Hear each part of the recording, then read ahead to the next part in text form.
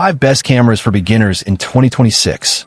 What's up guys, it's River, and today we're looking at my top 5 cameras specifically for beginners, whether you're just starting out or you're a little bit further along your journey.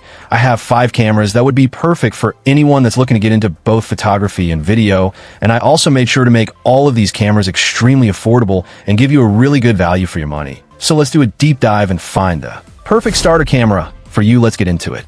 By the way, if you're new to the channel, we talk about anything and everything to do with camera gear, from entry-level to high-end professional gear, plus filmmaking techniques to take your work to the next level. So make sure to subscribe for all the fun content we have coming out this year. Also, I'm leaving links down below in the description to all the cameras that we talk about today, plus gear that I personally use to make all my work. Let's get into the video. The first camera on our list is the Canon T7, also known as the world's best-selling DSLR camera. Why? Because it has an amazing 24 megapixel sensor, amazing Canon colors, great autofocus for photos, and it's also extremely affordable. This is the camera that I recommend to most beginners that are just starting out with photo and video.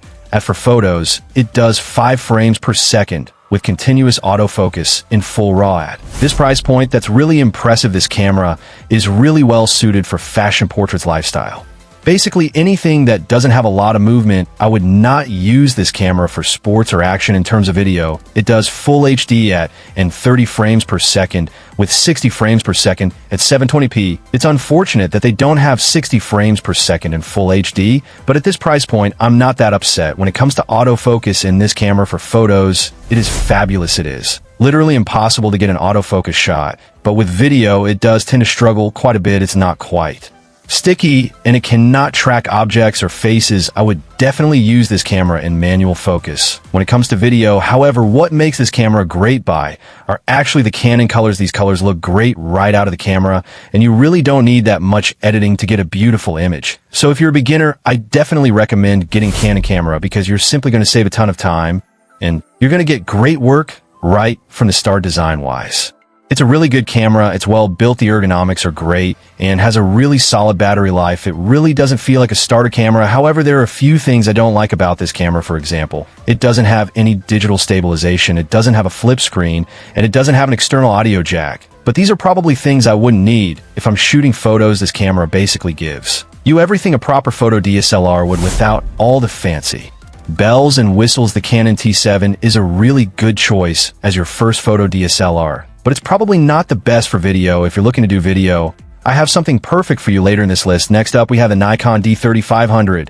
It's a slightly more advanced photo camera and has a lot of what the Canon T7 was missing. The D3500 has a 24 megapixel sensor with a really powerful RAW codec, plus really fantastic photo autofocus and pretty decent video autofocus. Plus, this camera is pretty decent and low light. You get 3200 ISO clean, which is not very common for an entry-level camera.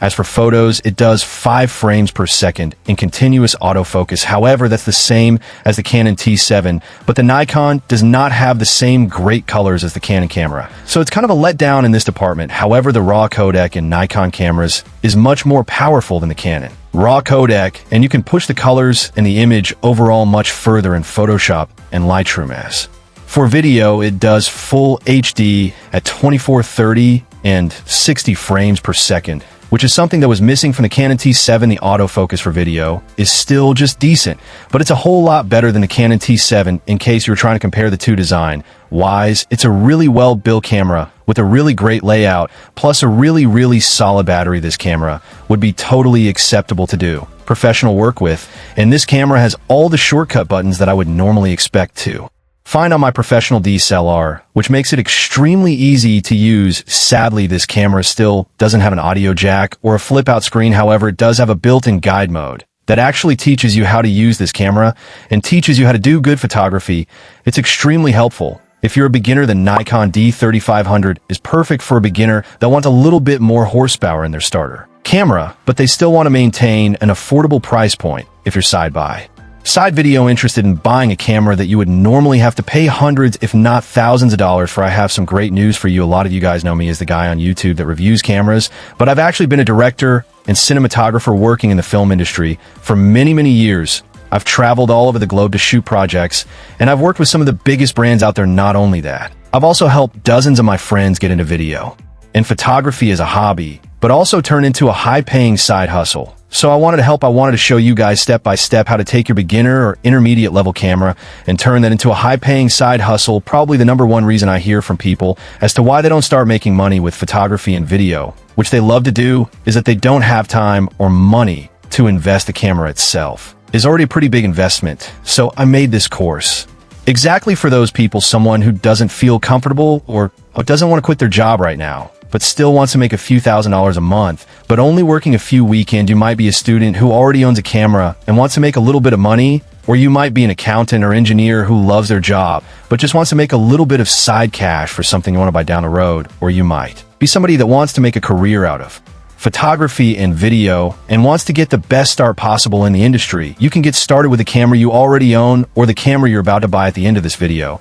So if I have your attention and you know you're interested, check out the link in the description down below to get started for the side hustle course. Also, as a bonus, anybody watching this video will get my LUT pack for absolutely free, and you can make your work and your colors look exactly like mine. So be sure to check out the side hustle course. And with that being said, let's get back into the video. Next up, we have the Sony a6000 and its side-by-side video older brother, the Sony a6100. They're still beginner cameras, but both of these cameras have a ton of horsepower at a very affordable price points. Both cameras have a 24 megapixel sensor and blazing fast autofocus for both photos and videos. The a6000 does a whopping 10 frames per second, while the a6100 does 11 frames per second. Both cameras are pretty comparable in power, but the a6100 has a few extra bells and whistles. Both cameras have a really powerful RAW codec. The a6000 does 12-bit RAW, while the a6100 does 14-bit RAW. It may not seem like a lot, but 14-bit RAW is a lot more powerful than 12-bit RAW. The a6000 gives you full HD up to 60 frames per second, and if you set up a flat profile, you can color grade this camera pretty easily. The a6100 blows the composition away with 4K at both 24 and 30 frames per second and full HD up to 120 frames per second. At this price point, these specs are absolutely insane. The e6000 has pretty standard colors right out of the camera, and they really don't look that great when compared to Canon cameras. However, the 6100 has the updated Sony Venice color science, which looks very competitive when compared to Canon cameras, and you get pretty good results right out of the camera if you plan on using the color straight out of the camera without much editing. I would definitely go with the a6100. Both cameras are well made, nice and compact, and really well designed. However, the menu system can be a little bit complex. The one thing missing from both of these cameras is the lack of a microphone input. It would have been really nice to see on these cameras because they're both really good video cameras. However, I don't think that's necessarily a problem. If you're doing a music video, you're going to be syncing up your audio in post anyways, and you're not going to be recording any audio on set. If you're doing a narrative film, you can use the internal mics for scratch audio and then sync up your audio later from your sound guys. So I don't think the lack of external audio is an issue, but it would have been really nice to see. The a6000 has a pretty decent tilt screen for high and low shots. However, the a6100 has a full flip-up screen that actually allows you to see yourself. This is a really nice addition. Both cameras are really well priced with a ton of horsepower and raw speed. If you're a beginner that wants a camera that can kind of do it all, this camera is definitely for you. And the next camera is the Canon SL2. It's a slightly older camera, but it is still a fantastic value. As a beginner, the SL2 has a 24 megapixel sensor, and it does the standard 5 frames per second in full RAW with continuous autofocus. But where this camera really shines is video. If you wanted something like the Canon T7, but with all the bells and whistles for video, this camera is for you. This camera does full HD at 2430 and 60 frames per second with dual pixel autofocus, which is a fantastic auto focusing system specifically for video. It does a fantastic job. It's extremely reliable and very easy to use. Plus, it has digital image stabilization, which makes a huge difference when it comes to shooting video. Sadly, the SL2 does not have 4K. However, most Canon cameras tend to do a huge crop on there sensor when you go into 4K mode, except for the Canon 90D, and I don't like the 4K in most Canon cameras. If you want 4K at this price point, I would definitely go with the Sony A6100, the Canon SL3, which is the update to the Canon SL2, does have 4K. However, I don't think that camera is worth the money, and the 4K does not look very good. The dual pixel autofocus in the Canon cameras does a fantastic job with both photos and videos, and it's pretty neck and neck with the Sony cameras. However, I prefer the Canon camera's dual pixel autofocus simply because the